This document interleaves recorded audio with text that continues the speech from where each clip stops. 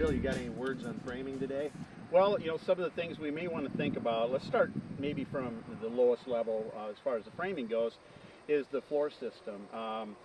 Typically we frame our homes at 16 inches or 24 inches on center, which means that the framing members of the house, the vertical, the studs, and maybe the floor joists and rafters are spaced 16 or 24 inches apart, which is a very standard dimension. We really need to think the big picture. What is this framing doing? Of course, it's holding the structure up, but it also allows you to attach, exterior sheeting, maybe some insulations, and the siding.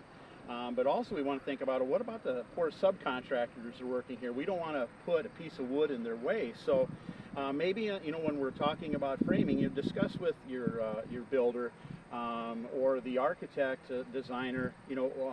This is where the bathroom is going to sit. Now, we want to make sure that there's no floor joists in the way. We want to make sure that on that set of plans that the framer knows exactly where the toilets sit, all the vents that go through, where they go through, so he can adjust that plan rather than just going out and putting lumber at so many inches on center and then coming back and having to cut something out. So really, we look at advanced framing, which is optimum value engineered framing. That just means that you need to justify every piece of wood and its placement in the home.